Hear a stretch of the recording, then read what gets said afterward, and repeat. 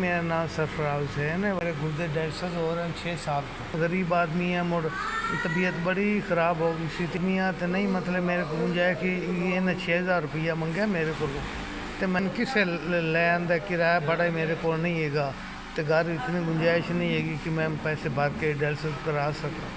कोई आदमी मेहरबानी करते मेरे डायलिसिस वास्ते पैसे भर दे तो उनकी बड़ी मेहरबानी, उस अल्लाह पाक उन्होंने खुश रखे। तुसें 4,000 रुपया मेरे डायलिसिस वास्ते दिता है, मेहरबानी तुहाडी। अब तुसीं बड़ी मेरी शफकत की, मेरे को कोई सहारा नहीं सीगा, तो तुसा बड़ी शफकत करते जेड़ा ने मेरे डायलिसिस करवाए ने।